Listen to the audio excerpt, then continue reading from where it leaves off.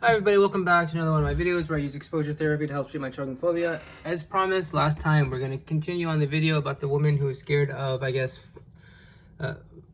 flowers. So it's like, they have these huge Maury specials where they have these, I don't know, I'm going to show you guys one of these. I don't want to judge these people. A lot of this is for dramatic effect, thematic effect, and basically for ratings and money. I don't want to do that because I have a choking phobia and I don't think it's funny. I don't think it's funny to have these things. So if we go through this video and I think it's wrong, I'm not going to do the morning videos anymore. As per now though, I'm going to be doing them just to kind of, while I do my exposure, just so, you guys don't get bored with me, basically eating. So we have here is a video of, I guess, some woman who's scared of flowers. So it's weird. I used to be scared of flowers too, like big ones. Like sometimes. I don't know. I don't think as much as her. So before I do my exposure, French fries, on a scale of 1 to 100, my fear of choking, my choking phobia, one might say, let's go with, yeah, I feel like it's like,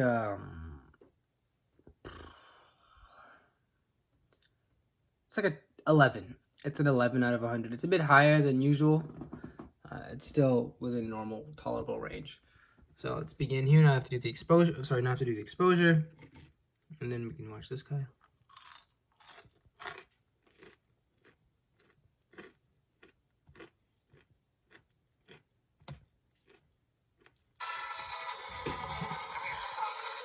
nothing out here. There's nothing out here. Okay. She wouldn't come off till we got rid of her fear, because her fear was on the stake. Flowers. Flowers and a 17-year-old. Everybody meet Brinkley. Give Brinkley a hand.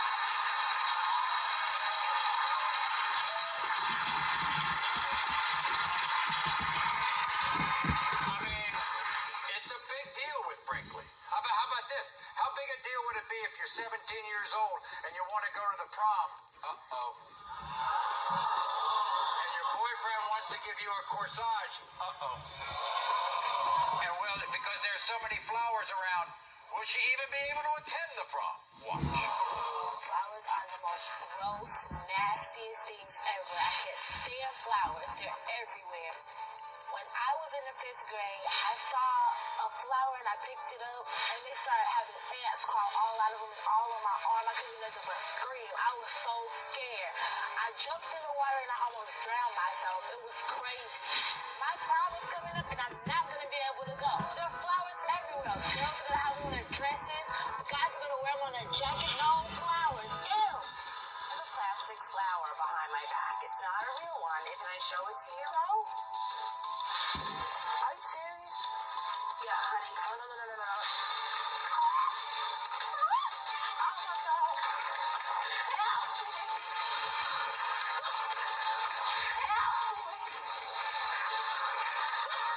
I was drowned because of a flower. I'm not going to get by a flower ever again. Ever. Now tell me about your prom. Are you all excited? No. Why not? Because my boyfriend won't take me. Why? Because I won't wear the corsage.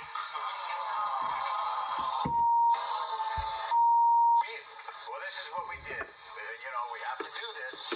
We took Brinkley to confront her fears, of flowers at one of New York City's greatest florists called Marston Florist.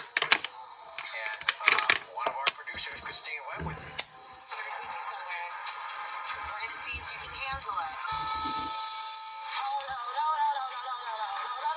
They're right there sitting right there in the bus. Come on, quickly. Oh, my God.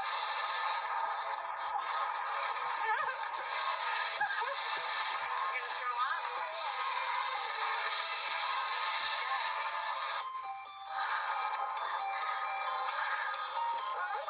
There's no way we can even just walk past it.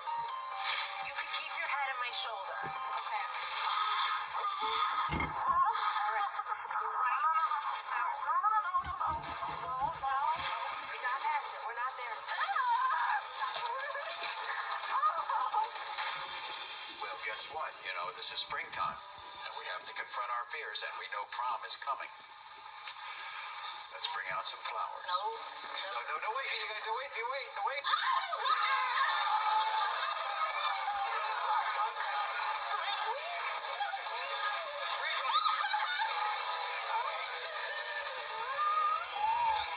my God! Don't move! Oh my God! Now take them out, please. Take them out, please. Take them both out. Take them out. Okay, they're gone. Go back up. Back up on the stage.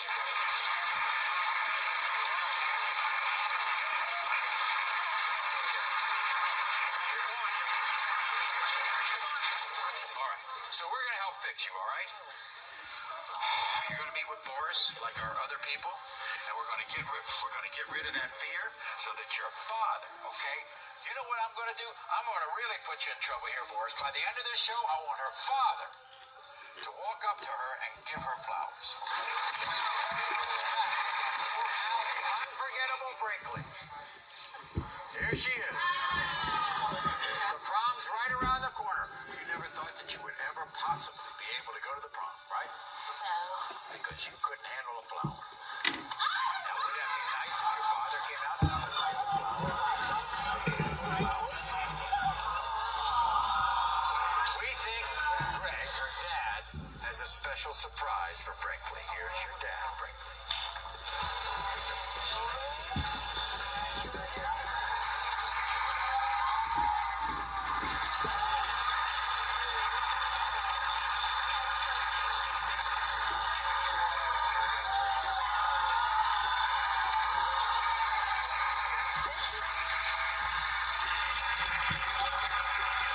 So what do you...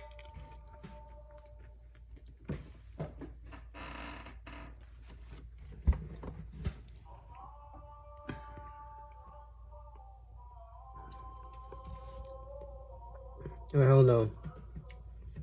We're not watching this daytime soap opera crap. It has nothing to do with children phobia. Or phobia treatment in any way.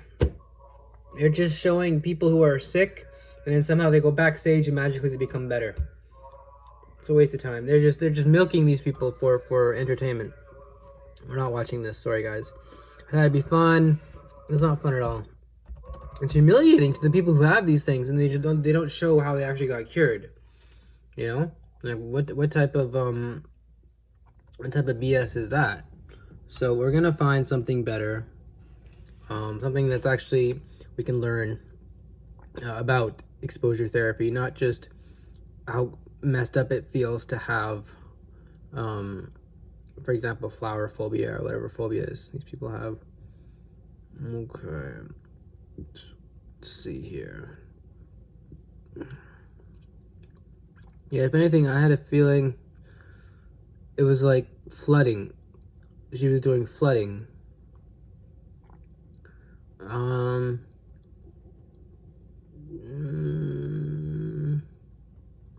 Should I have this? I don't know. I don't have emetophobia, which is fear of vomiting. And it's a long video. Let's see here. Flying, recovering from trauma, flying phobia, exposure therapy for phobia. Let's see here. Oh, this is good. I think this is a good place to start. Here, guys. Right then, this is the behavioural treatment for phobias, and we're looking at two techniques. The first is called systematic desensitization. There's a mouthful for you. And the second is called flooding. Now, if you think back to the behavioural explanation for phobias, it was suggested that phobias are acquired as a result of classical conditioning. So, and if you remember, an association is made between a neutral stimulus and something that's feared, and then it's maintained by operant conditioning. So, what behavioural treatment therefore aims to do is to reduce phobic anxiety through classical conditioning. So what you do is you pair a new response to the phobic stimulus. Sorry, you don't pair a response. You pair relaxation with the phobic stimulus.